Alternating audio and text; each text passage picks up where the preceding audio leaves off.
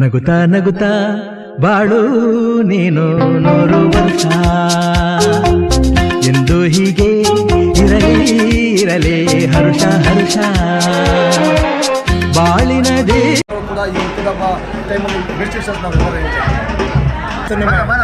ಶೆಟ್ಟಿ ಅಣ್ಣಂದು ಹುಟ್ಟುಹಬ್ಬ ಮೊದಲನೇದಾಗಿ ಅವರಿಗೆ ಹುಟ್ಟುಹಬ್ಬದ ಆರ್ಥಿಕ ಶುಭಾಶಯಗಳು. ಹಂಗೆ ಇನ್ನು 100 ಕಾಲ ಅಣ್ಣ ಖುಷಿಯಾಗಿ ಚೆನ್ನಾಗಿರಲಿ, ಇದೇ ಥರ ಸೇವೆಗಳು ಮಾಡಲಿ ಅಂತ ನಾವು ದೇವರಲ್ಲಿ ಪ್ರಾರ್ಥಿಸ್ತೀನಿ.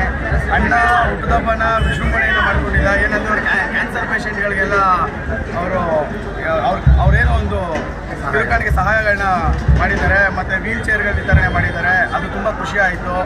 ಇದೇ ಥರ ನಮ್ಮ ಅಣ್ಣ ಇನ್ನೂ ಎಲ್ಲ ಆಶೀರ್ವಾದ ಸಿಕ್ಕು ಇನ್ನು ಮುಂದಿನ ದಿನಗಳಲ್ಲಿ MLA ಆಗಲಿ ಅಂತ ನಾನು ದೇವರಲ್ಲಿ ಕೇಳ್ಕೊಳ್ತೀನಿ. ಧನ್ಯವಾದ. ಒಟ್ಟಾಗಿ ಗೋವಿಂದಣ್ಣನಗರ ವಿಧಾನಸಭಾ ಕ್ಷೇತ್ರದ ನನಗೆ ಶಾಸಕರಾದ ರಾಜಣ್ಣ ಟೀಮ್ ಎಲ್ಲರೂ ದೌರ್ಭಾಗ್ಯ ಹೆಣ್ಮಕ್ಳಿಗೆ ಇವತ್ತು ಶಕ್ತಿ ಕೊಡಬೇಕಿತ್ತು. 33% ಬಿಲ್ಗೆ ಅವರು ಸಹ ಮತ ಹಾಕಬೇಕಿತ್ತು. ಎಲ್ಲ ಒಂದು ಕಡೆ ದೇಶದ ಪ್ರಧಾನಮಂತ್ರಿಯವರ ಕನಸು ಹೆಣ್ಣುಮಕ್ಕಳಿಗೆ ಶಕ್ತಿ ಕೊಡಬೇಕು. 33% ಇನ್ನು ಮುಂದೆ ಲೋಕಸಭೆ ವಿಧಾನಸಭೆ ಎಲ್ಲ ರಂಗದಲ್ಲೂ ಇರಬೇಕು ಅನ್ನೋದು ಒಂದು ಏನು ಆಶಯ ಇತ್ತ. ಅದಕ್ಕೆ ಇವತ್ತು ಕಾಂಗ್ರೆಸ್ ಕಣ್ಣೀರೆತ್ತಿದೆ. ಎಲ್ಲ ಒಂದು ಕಡೆ ದೇಶದಲ್ಲಿ ಹೆಣ್ಣು ಮಕ್ಕಳ ವಿರೋಧಿಯಾಗಿ ಕಾಂಗ್ರೆಸ್ ಇವತ್ತು ಇದೆ ಅನ್ನೋದು ಸ್ಪಷ್ಟವಾಗಿ ನಿನ್ನೆಯ ಒಂದು ಬಿಲ್ ಪಾಸ್ ಮಾಡೋಕ್ಕೆ ವಿರೋಧ ಮಾಡಿದ್ದಕ್ಕೆ ಗೊತ್ತಾಗ್ತದೆ. ಅವರ ಕಾಂಗ್ರೆಸ್ನ ಆಡಳಿತ ಮಾಡಿದಂತಹ ಇಂದಿರಾ ಗಾಂಧಿಗೂ ಅವಮಾನ ಮಾಡಿದ್ದಾರೆ.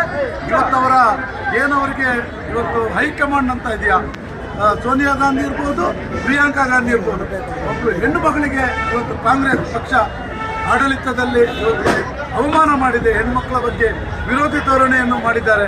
ಅವತ್ತು ಅಂಬೇಡ್ಕರ್ ಅವರಿಗೆ ಅವಮಾನ ಮಾಡಿದ್ದು, ಇವತ್ತು ಹೆಣ್ಣುಮಕ್ಕಳಿಗೆ ಅವಮಾನ ಮಾಡಿದ್ದಾರೆ. ಇಂಥ ಕಾಂಗ್ರೆಸ್ ಮುಂದಿನ ದಿನದಲ್ಲಿ ನಿರ್ನಾಮ ಆಗುತ್ತೆ ಅಂತ ಹೇಳ್ಬಯಸ್ತೀನಿ. ಗೋವಿಂದರಾಜ ಕಾರ್ಯಕರ್ತರಿಗೆ ಜಾಸ್ತಿ ಹೋಗಿದ್ದಾರೆ. ಕಳೆದ 3 ವರ್ಷದಿಂದ ಯಾವ ಜನಪ್ರತಿನಿಧಿ ಇಲ್ಲದೆ ಕಾರ್ಯಕರ್ತರು ಬಹಳ ನೋವಲ್ಲಿದ್ದಾರೆ. ಖಂಡಿತವಾಗಲೂ 2028ಕ್ಕೆ ನಮ್ಮ ಕಾರ್ಯಕರ್ತರು ಇನ್ನಷ್ಟು ಶಕ್ತಿಯಲ್ಲಿ ಪುಟಿದೇಳ್ತಾರೆ ಅಂತ ನಾನು ಹೇಳಿಕೆ